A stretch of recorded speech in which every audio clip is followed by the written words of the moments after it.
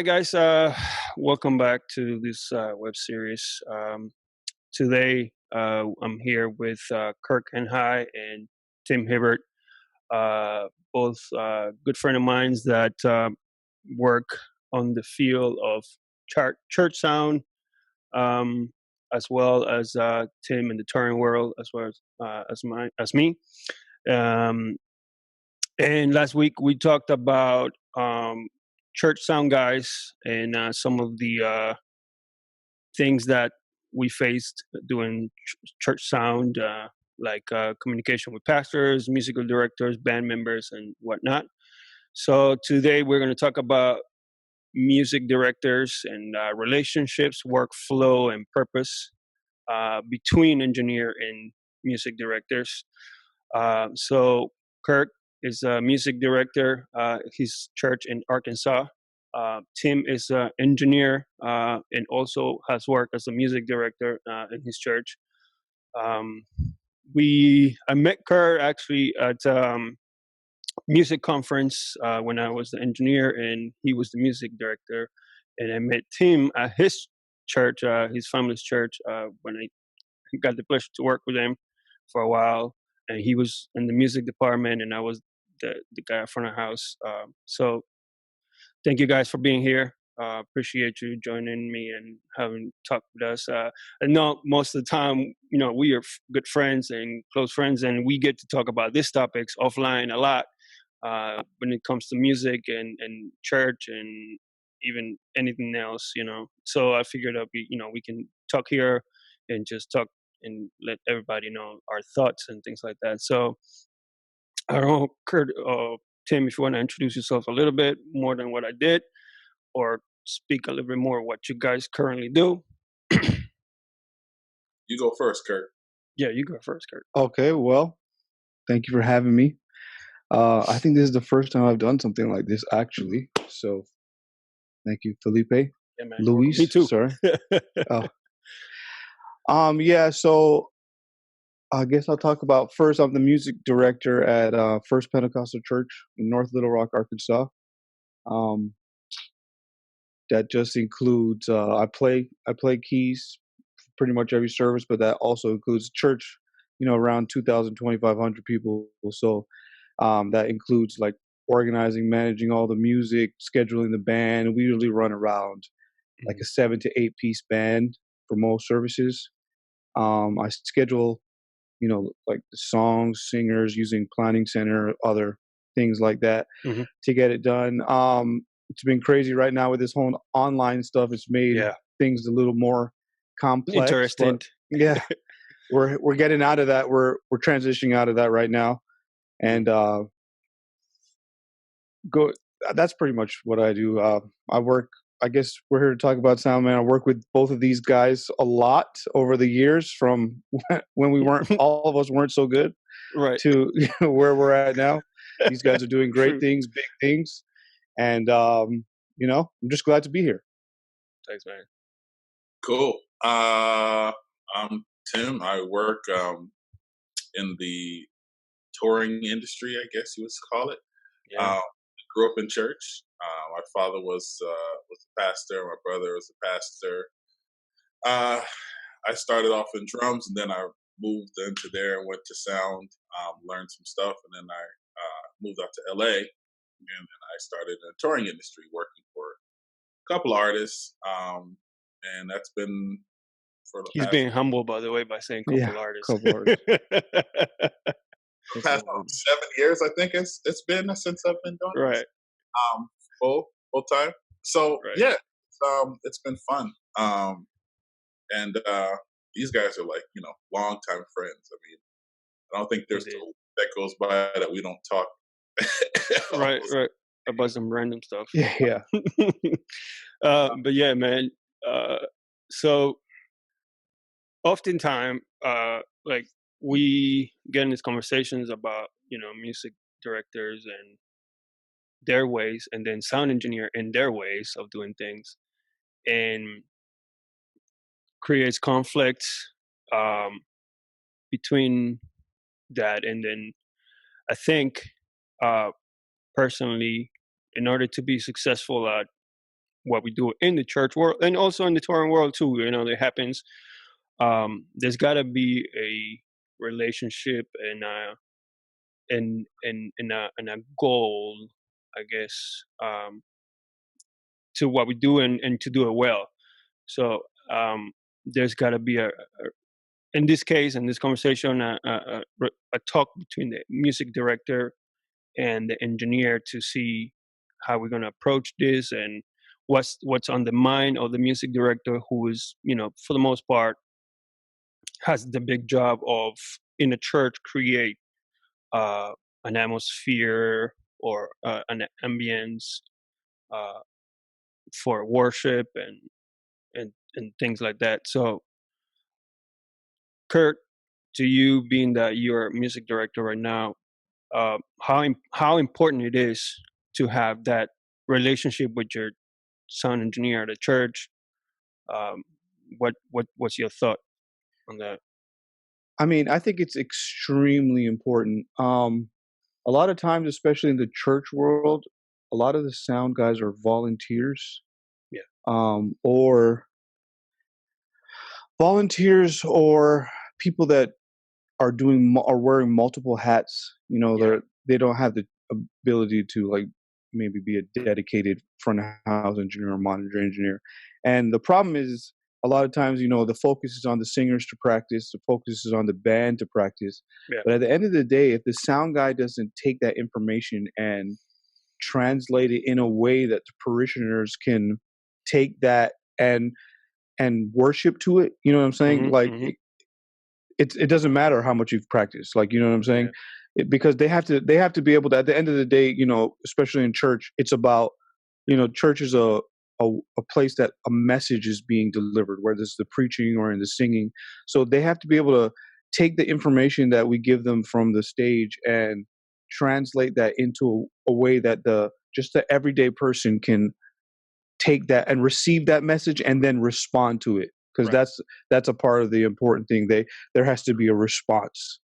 So we have to be on good terms, I guess, personally, and we have to be, Hmm. they have to understand, those songs. They have to be up on the music as much as we are, I guess, Yeah. because they have to understand, when the guitar needs to lead, when it needs to fall back, the piano, the auxes, the vocals. I think it's very important. We talked about with my team the other day, like, I mean, at the end of the day, everything we do is depending on you guys, especially in an online situation where there's only 20 people there and there might be 4,000 people watching. Yeah. Like, we need you to get those 4,000 people to feel like they're in the room with us. Yeah. So, Yeah. Agree. it's a very important relationship, Yeah. I This think. this new online thing has presented some challenges, and you know, in a way, personally, my opinion, it has shown some true colors in a lot of things Yeah. that you can hide when you do a live Yeah, service absolutely. versus a online recorder or online live, like service that you do, exposes a lot of things. Yeah. Tim, you have some thoughts on that? Yeah, I think the relationship between the music director and the engineer, whether they be front of house or monitors, Yeah. is very vital. I think speaking from um, first speaking from a musician's point of view, Yeah. I think musicians and music directors need to realize how vital it is to have a good sound engineer, and to develop a relationship with your sound engineer, because you know um, I know for me, when I walk in as a musician, when I walk in, I like to know who I'm working with. Mhm. Hmm. I'll try to remember their name, try to call them by their name, not Mr. Sound Guy or Hey Yo. Right. It creates a level of respect because you don't know what that person has done. Yeah. And Yeah. same instance as the front of house or monitors. When I'm doing either position, I like to think of myself as an extension of the band. Yeah. If it's five piece, I'm the sixth member of the band. Um, 100%. and in either aspect, I have a talkback mic. I know when I'm working with Kirk.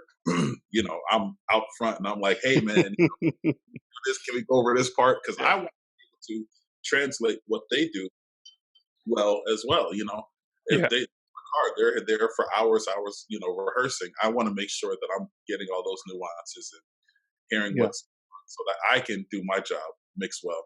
Right. I think the relationship between an MD and engineer is key. Before you even get into the specifics of sound, I think just Yeah. is the biggest thing. Yeah. Yeah. Yeah. It's funny you mentioned the learning the name of the engineer, because I was a couple of days ago I was watching. I think I mentioned to you I was watching the Hans Zimmerman uh, band rehearsal for his tour that he just did, and with their massive orchestra, and everybody's so professional, you know. But the first thing he did was write down the name of his monitor engineer, Wow. and put it in everybody's sheet so everybody could call him by name, not Oh, by wow. Mr. Engineer. I That's was like, cool. man, that's crazy, like Yeah. that creates such a good relationship with the guy, and it just it's not become one more guy in the room. It's just now, a good friendship or whatever develops that way, some certain level of respect that Right. happens there, and now it just opens up,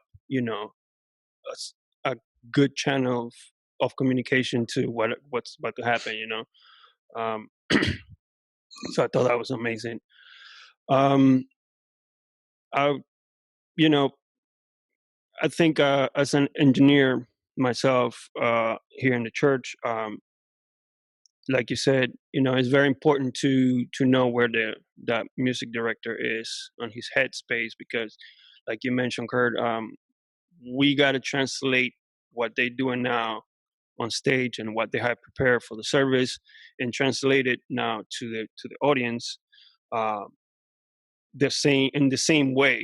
Like, the impact has to be the same. So we got to be able to know certain things that they're doing, and what they're looking for, because if I don't have that information, I could mix it for my perspective, and then it Right. will it will be so bad, Right.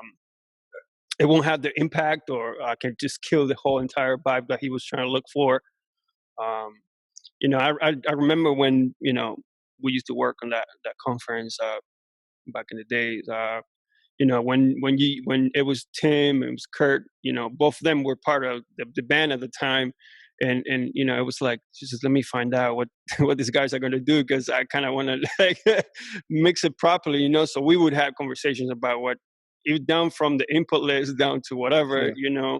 what are you bringing stamps or not, what are you playing on the stamps, and things like that. Information was key to prepare, a mix, just basic as that.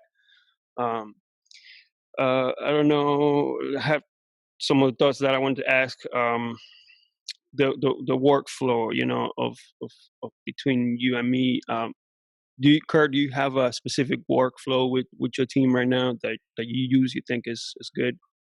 So one of the things that we've been transitioning, because we used to do band rehearsal, but then Hmm. we started saying like, hey, if the sound guys are not here, because I mean, at the end of the day, we could I could turn on the front of house, or we rehearse in in-ears anyway, so Yeah, they don't. It doesn't need to be on as long as the monitor board's on. yeah, So we don't right. really need like a sound guy there.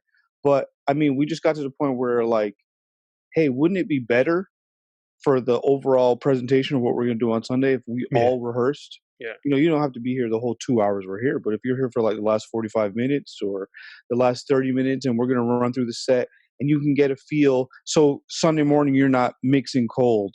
You yeah, could have correct. already put your hands and got your muscle memory going with what's going to happen. And, you can ask, especially when, like you mentioned stems. Yeah. When we're using stems, you can get preset those stems, like, because sometimes these stems are coming from different records. The Hmm. levels might be all over the place. You can Yeah, get a chance to put your hands on them first and get a chance to run through with it before that Sunday morning.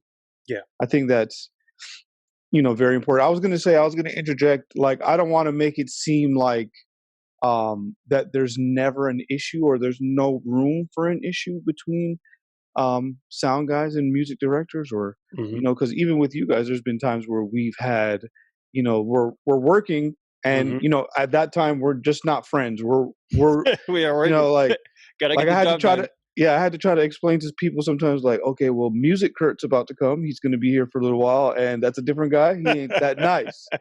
And You gotta and build it's it. not yeah, it's nothing personal. It's just like I know what I hear. I know what I where I want it to go, and Yeah. like, let's get there. Now, when you work with people like you guys, we can appreciate that you guys are, at the front of house, but you're also a musician. So Hmm. you understand what we're trying to do, and we can have a different discussion. And Right. then we can also get to the point where you guys are able to give feedback. Okay, well, hey, why are you playing this sound? I think if you did something like this, Yeah. you might be able to cut through more. And I might not like to hear that, but at the end of the day, if I respect you and I respect what you're doing, I'll Right. listen to it and I'll try to make that work. And I always tell my team here, like, let's not be afraid to butt heads, because at the end of the day, friction makes fire. So Yeah. we're here, we're trying to set this place on fire. Sometimes that is a friction of a personality or Right. whatever. But at the end of the day, if we could all be respectful of each other, I think that we'll get the job done. We've been able to implement that where the sound guys are here at all of our rehearsals. And, we're doing, because we have online on Sundays now, we're doing a full run through on Saturday evening, Right. like taping and everything. And like we're recording and we're able to like listen to the mix and give feedback. Yeah. That's And important. it's been a good Yeah. over 4 weeks of development. And I think that it will be something that we can implement, going on down the road to help Yeah, I get mean, better. and we can talk about that because I think there's two things I want to talk that you just mentioned is where this is going right now for all the churches. I don't think any church is going to just drop this whole online thing Yeah. now. I think most churches are going to incorporate this going forward, and even when they get back into the building, they're still going to be live streaming and doing this weekly, services that they do as well, and seminars and whatnot. But one of the things I really wanted to talk about is that you mentioned about, the engineer having an opinion and the music director having an opinion could be about a tone in the guitar, a Yeah. keyboard patch, or a drum tuning. And, you know, Tim, I'm sure you encountered that on the road, most of the times for me, especially happens when we like in tour rehearsal or something like that, where you feel like the tonality of the drum could be a little bit different, or that keyboard patch and the bass are clashing, or something is clashing, and you feel like it could be better to help you mix better. But at the end of the day, that musician got hired for that tone on his guitar or for that skill set, and now you have to figure it out a way Yeah. to translate that. So it's for me personally, it's like I try to talk to the guitar player and trying to get on his mind and figure it out. Why is he playing that tone on the guitar? Or talk to the MD, especially the MD, that he was the one that hired probably all the band, Yeah. to to his liking. So um, there is have to be a certain conversation uh, between the MD, the musicians, and the engineers sometimes to kind of get the job done. And um, sometimes, when you have, for example, a drummer where he tunes his drums to his ears and to the way he wants it to sound, and then you put a microphone in it and it goes through a console and all of that Yeah. tonality different, it gets different. So you gotta have to kind of talk to the drummer. I'm like, "Hey, what are you looking for, just to go back to your console and translate it the same way, and figure it out." um, Tim, you can probably comment on that as well. I'm I sure you agree. experience it. I mean, thinking of just going back to kind of what you both said Hmm. about butting heads and things like that. I think that in this industry and any industry, the church industry or touring industry, Yeah. there's room for thin skin. You Yeah. have to take criticism. You have to be able to give criticism, and to be able to do that, I think it's not what's said; it's how it's said is the Yeah. biggest thing. Like Kurt said, there's been many of times where I've butt heads with MDs and Hmm. things like that. And at the end of the day, I have to realize that number one, um, I probably got recommended Right. my job by them. By the MD. Right. So I have to learn that thin line. But then also at the other end, I have a job to do, Yeah. and it's easy to be behind the instrument and not to hear the full spectrum. And then when you walk outside, that's why most of the times I always tell my MDs or whoever, come listen to Yeah. what's Yeah. here, what's going on, because that sound that you may think is killing Killing. everything out. Um, it's like this might be it right here. And it's like Yeah. That drum fill you think you did. there's been times that I usually take the opportunity to teach as well. I may have a young drummer that's not versed in, he maybe just church, and he doesn't Yeah. understand. Hey, that fill that you're doing is just really cloudy, and if you simplify that, it'll come through really good. Right. Because I really loud right now. Right. And so I think that's the base of it. As far as churches moving forward, I think what we need to understand is that churches have now created a base of people that watch their stream, Mm-hmm. Mm-hmm. not Yeah. necessarily gonna come to church, but they really enjoy what you're doing. I think making sure that your presentation is not only good there but good online. And this thing, I think, has really given everybody a extra sense of responsibility to make sure that the package that you do is not only good in the building, but it's good online. Outside. Yeah. And The presentation of it. Yeah. presentation of it is key. you Yeah. know and you're not watering down what you're saying. You're still giving them everything that you're saying, but you're Right. just the way that it makes sense. And I think everybody is I think the world today is very educated in good sound. Nobody knows. Everybody knows. Nobody really cares when the sound is good, but they really know when the sound is It bad. sounds bad. Yeah. I mean, they have things to compare it to. They now they're going to compare church sounds to against the MTV Awards, BET Yeah. Awards, All day. the Grammys and all that performances. And for us that have experience working behind the scenes in the Grammys and the MTV Awards and things like that, we know how much work it takes to Lot of work. make that happen. How many hours, how much equipment, the amount of rehearsal that happen and all that. We know that. And sometimes in the church world, we don't. We have that, sense of like we're doing this for the Lord, and then, we don't. Choir members don't want to have rehearsal for 8 hours. Yeah. uh, 8 hours being conservative, but they don't even want to be here for 45 minutes to an hour sometimes. And I think, and one of the things that I said in the last web series was that, as an engineer in partaking, giving knowledge to music directors, giving knowledge to band members, like you said, Tim, giving, to the choir directors, to the singers, even to pastors, you know what I'm saying, in the church and in the membership, just because, I want them to, when I say something, I want them to understand me, what I'm speaking of. When I request something from a musician, or I want them to understand what I'm requesting, or I'm asking of. So I think one of the things that I wanted to say, it was like communication and knowledge is key on that end. So one of the things that also, actually, the three of us kind of agree on, it was that, the technical aspects of our jobs. We're not only, sometimes we wear many hats, like you said, Kurtz.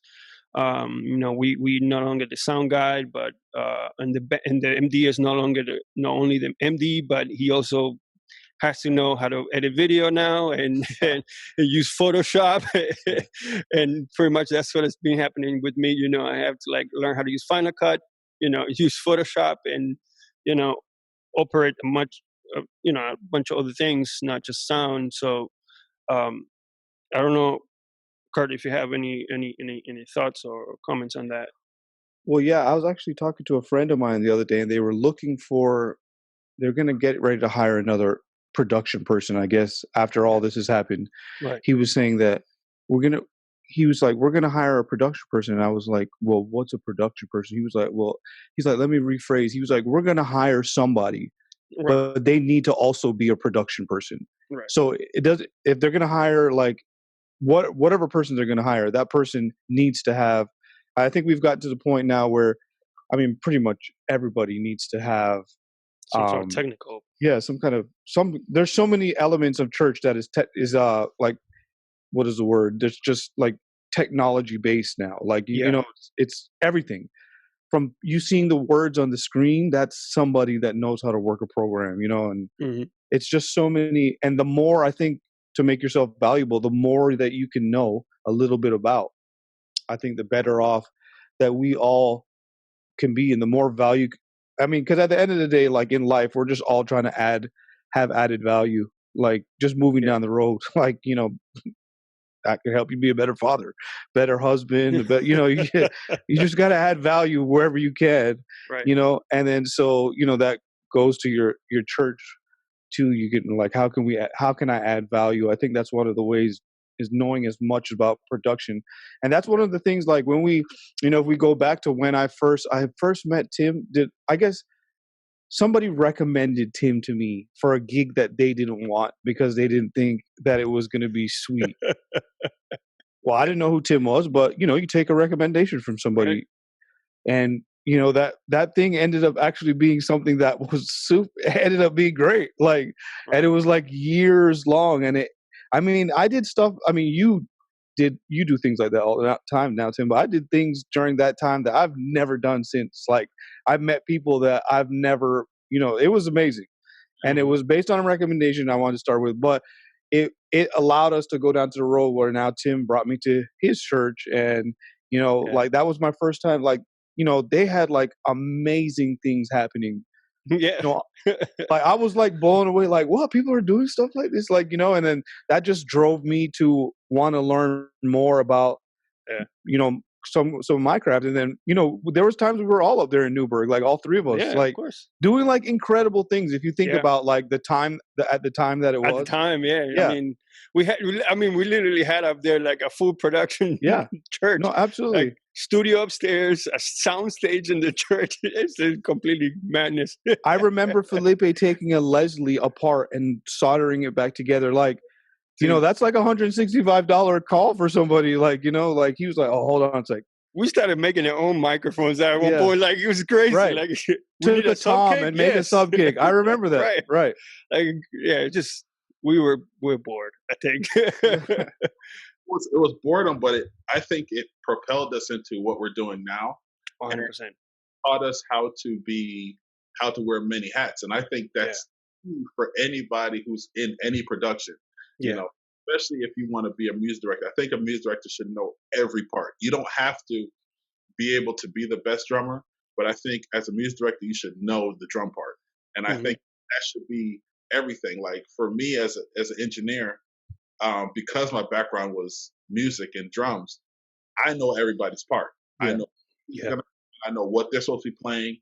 So because it allows, like even in the secular side, when I go on the road, it just when you bring in new band members to a gig and you hear them, you're like, man, they're not playing the song right because Yeah. there's just that thing that you have to do. You have to play the record right, and if you're going to mix uh, at the front of house, I think you have to mix the record right, and Correct.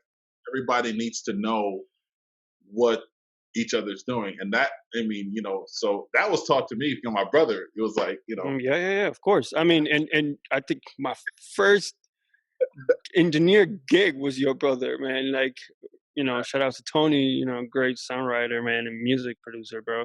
To Yeah. me, in my opinion. Uh, and yeah, we had. I mean, he's putting a great record out there, and then as an engineer, I'm like, I can't make it sound like crap. I got to make it sound like the record. You know what I'm saying? Because that's what people hears every day. Right. And even you mentioned from the house team, but I think even for a monitor guy, when you're dealing with the artist is used to what he hears in the studio. You know what I'm saying? And his record, so you got to be able to do that for the artist too. For the band members, it might be different, but for the artist, most of the time, they want to hear their record. So Right. you got to be able to translate that and communicate with the artist and be like, "Yo, bro, what you want? What you want to hear first." Communication again. Falls back to that. And talking about communication for you, Kurt, when you working with an engineer, if it is a new engineer or somebody I mean, what is your talking points, or what do you expect, to be that communication to be honest? Well, let's see. So, and I'll be very transparent to say that I don't always do this the right way. um, I've still, even at this point, not always, because it's just like, it's still live. So, if you're meeting that engineer for the first time after a rough day, so many things could happen. Yeah. I may or may not almost have got kicked off a cruise ship earlier this year or something like that. I don't even know if I told you guys this story. I'm not going to tell that story now, actually. So, but I'll tell you a story. Okay. So, when we went to the online things, I don't think the person I'm going to talk about is going to ever watch this, hopefully. So, but we had a bass player at my church that we were going to use because we wanted the actual bass player to mix broadcasts. So we have a monitor engineer, we have front of house, and now we have a dedicated broadcast engineer too. So we wanted the guy who plays bass. Usually he's really good at mixing. So we wanted him, this is important at that, that's what we're saying to ourselves. Of course. So we're going to get this other bass player. Well, he tells me, hey, because of coronavirus, I don't want to come to church. I'm like, well, we need you. Like, what do you mean you don't want to come to church? Like, we need you to play bass. So Natalie Reagan's taught me a long time ago that the best way to get someone on your team to do what you want them to do is to demonstrate to them that you can do it without them. Right. So he tells me that. So I just roll with it. So we're like, all right, guys, we're going to go for the next, as long as this, we thought it was going to be 2 weeks at first. It ended up being 7 weeks, but we're like, we're going to just go all stems. So we're going to dumb our band down. It's just going to be me, keys 2, guitar and drums, and the rest will be stems. And then we had an agreement with the keys 2 that if anything breaks out off the cuff, you switch to bass, like a bass out. You just play bass, and we'll just go 3-piece it or 4-piece it. He was like, cool. And it ended up being good. So with that being said, for 7 weeks, I had Daryl Freeman play one Sunday. I had Morgan Turner play the next Sunday. I had Maurice Fitzgerald play the next Sunday. Matt Ewing played one Sunday. Travis Dykes played one Sunday. Right. And Super. And then it was like the best bass players you could ever imagine. So every week we would be like, okay, here's this bass. I was talking, so back to your point of talking to sound guys, I was like, hey, this guy's from Chicago. It's going to be like slaps and a lot of high ends. Can we listen through and then like work through that bass tone? Because they don't know, like, what I'm saying? In their defense, he doesn't know who Maurice Fitzgerald. He probably has heard him before, but he don't know. Yeah. Like, so we went through, okay, okay, like raise your, turn this up right here. You're going to around, on this bass track, probably around 200, you're going to have stuff. And then, so like we went through and got that bass, where it was sweet. We did that every week so that I had the confidence when I'm on the platform. I can't hear the front of house and I can't hear the broadcast, but I know that these guys have it dialed in. And then that gives me the confidence to like do whatever I have to do. So it's just that kind of thing. And, they're not taking offense to that. They're just understanding that I'm just trying to communicate to them, what this week is different than last week. And this is how, and, they appreciated it. And that's the kind of thing. Like another thing is with, Tim has been here. Like I've worked with Tim before. I worked with both of you before. We ended up bringing in Tim for the first time he came, I don't know, maybe for our album release or something. And I knew that I was going to be running like a lot of stems. And then, so, we had our 7-piece band. Then I had a stereo track of vocals, a stereo track of horns, a stereo track of strings, and stereo track of loop. And then I had the click in the ears. And, so I knew that like our sound guys probably had never done anything that big before. so Tim came in and he helped, and like, those guys talk about it even to this day, like watching him. I think it's very important that, you come in as a guest sound guy, you don't want to be like, hey guys, I'm way better than you guys just watching, like, that's not the approach that you want to take. You Like, may watch me from the balcony, yeah, guys. exactly. Yeah. And then I think he did a really good job of letting them be close enough to a part of it that they even still, like, I promise you that was 2 years ago, and I'll still hear them say these days, like, well, yeah, Tim showed me this. And this is like 2 years ago, like, and and they're talking about, well, this is the way Tim did it. I saw Tim do this. And it's like, Right. that's cool that you were able to come in and make such an impact, and not in an arrogant way that, like, now, like, there'll be times that I'm at church and people are like, yo, when's Tim coming back? Like, I'm talking about people in the audience. Like, how do you even know, like, who Tim is? Like, what's the difference? yeah. So, but, and that's really cool. And it, like, but, my guys at my church, like, it's almost been like when Tim comes, it's like a training. These guys have all brought their game like way, way up. And it's like, it's like the sound has really come a long way. So I think that, we're all learning, we're all growing, and we're all learning different ways to communicate. And, just to, at the end of the day, it's just to, really, we're just trying to all do what the pastor, and that's the one thing about the church, it still comes down to, like, what does the pastor want? And we have to all find a way to do that. And, but at the end of the day, like, not overstep or bound. Well, You know what I'm saying? it is a trickle down conversation from the pastor down to you, and then to you, to your team, and the media people and all that, because he has a vision, and all of us as a team, we got to now translate that vision. Yeah. So yeah, and then, and to say, you said that Tim came to the church and people still talking about him. So if when we are guests, like engineers in other churches, our job is not to come there and smash, Yeah. like Yeah. that Yeah. we the guy, sound guy that after we left gets fired, that Yeah. that's not our, that would be terrible on our end, that would be not the not being a good engineer. Our job is not to to take away people's jobs or anything like that. Is to if hopefully the receiving engineer at the house at the house gig, is willing to learn as well.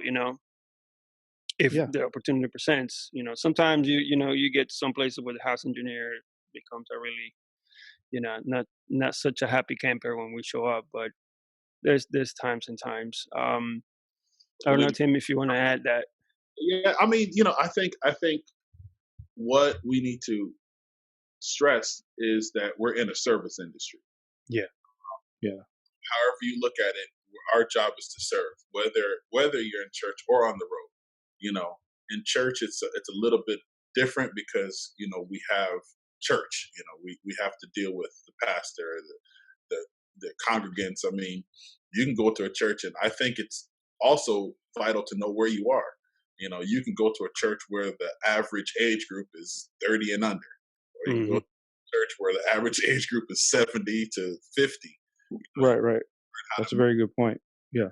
Mix that, you got to learn how to deal with that and deal with the people in that area.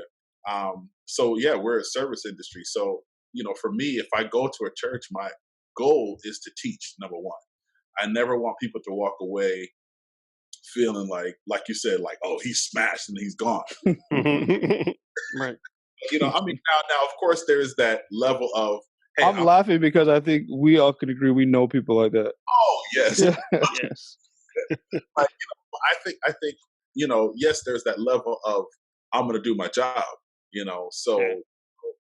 that's always forefront. Like, I'm never going to go and do my worst. I'm always going to do my best. But I'm also going to leave some nuggets, like whether it's just simply showing people how to high pass things, or how to even have a relationship with the MD. That was my goal. Like, even going to Kurt's church, my goal was to go there and to show them how to talk to him and deal with him.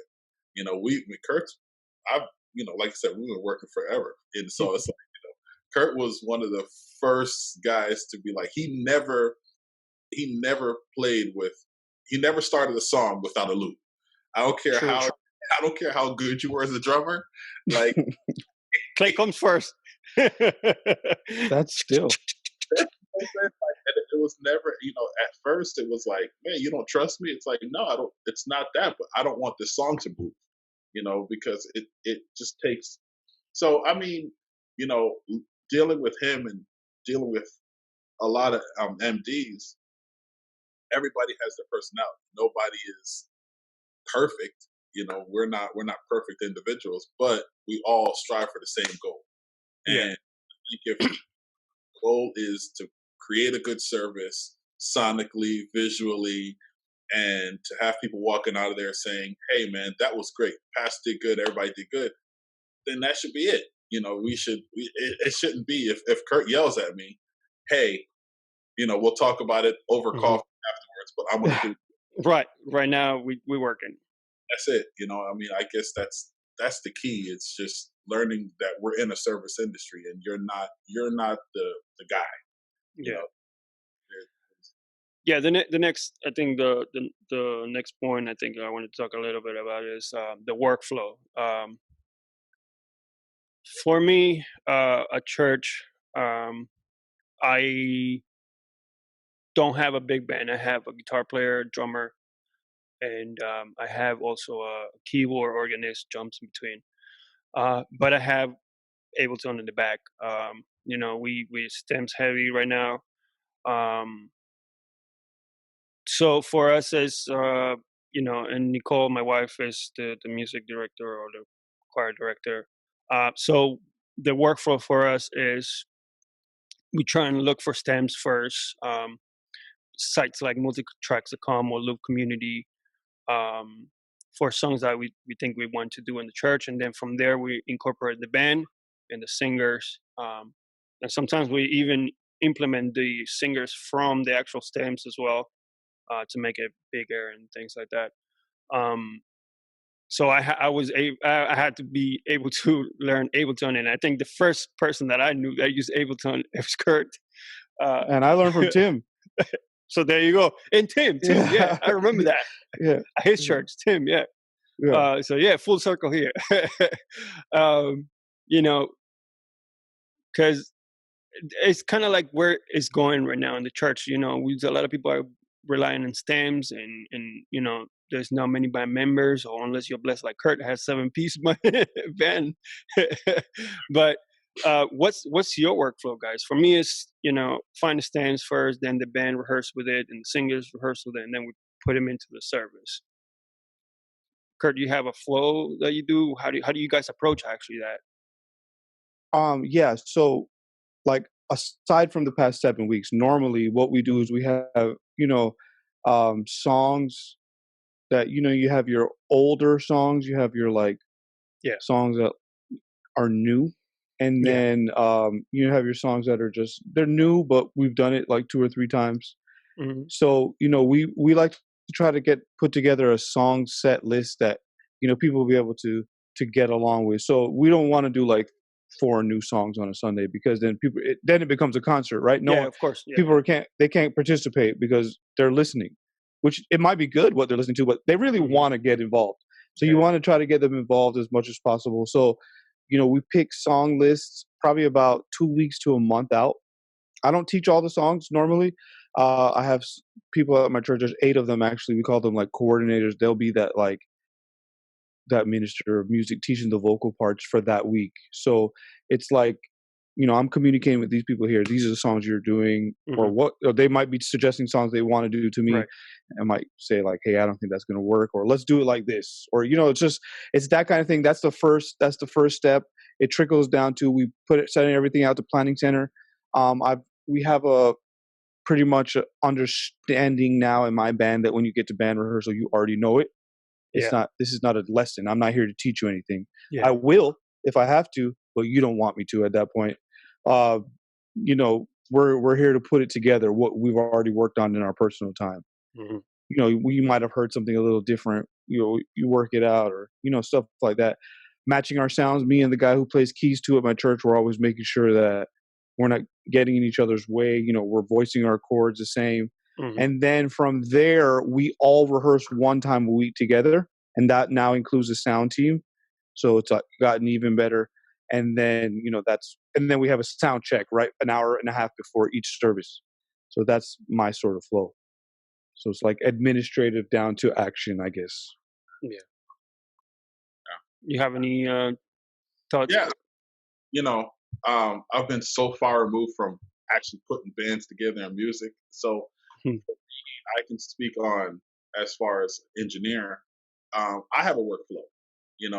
I like to know what songs we're doing. I like to see, like to hear it, familiarize myself with it, and then also, um, as Kurt just said, it's band rehearsal, not practice. Practice is at home. Yeah. First, when you get together, Yeah. and so what I like to do is I don't like to sit there and have the band wait on me to get my sounds together. I always think it's terrible when it's time for rehearsal and I'm like, all right, kick. Can you just keep hitting the kick? And I'm sitting there and I'm tweaking. I should Yeah. already know what I want to do. And by the time they're rehearsing, I should be soloing, getting my stuff together because it's probably the most annoying thing after the band rehearses for like 2 hours, Doom, and then doom, I'm like, doom, doom, doom, doom. Like, I ain't about to sit through that. I'm out of here.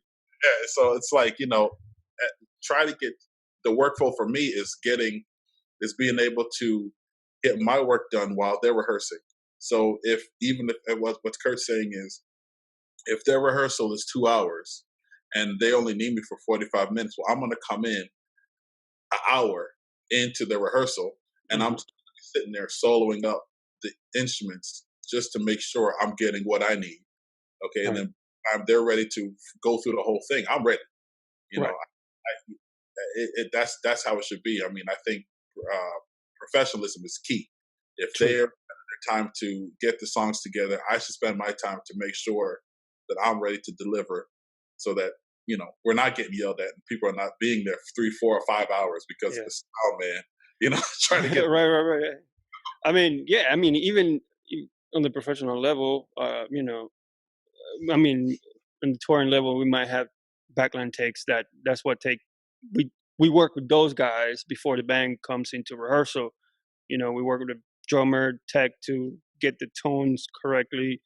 With the keyboard techs to make sure that everything works electronically and we can get levels and stuff like that. And then when the band comes in, it's just straight mixing. Building mixes and all that. In the church world, maybe we don't get fortunate to have backline takes, but if that's the case, maybe talk to your band members and say, hey, can you come in maybe an hour earlier and let's go through your instruments, or another a day before or something.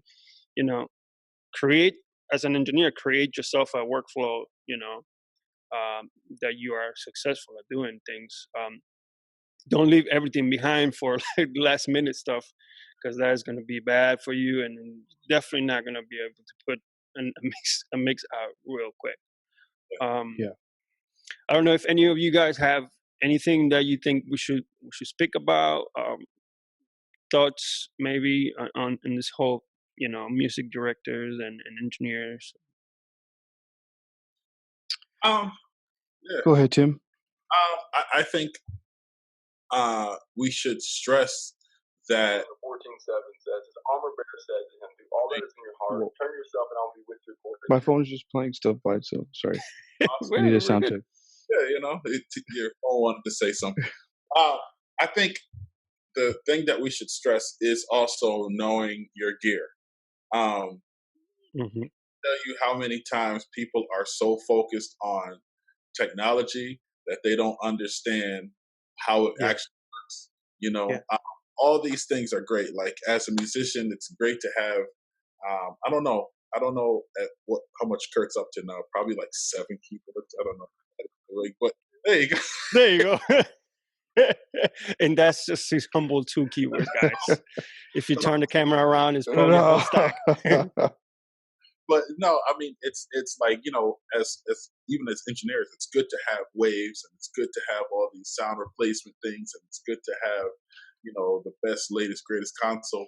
But if you don't know the fundamentals and signal flow and knowing how to get from point A to point B through a straight line, and Yep. then you put all these things in there, it's just gonna make your stuff cloudy and convoluted.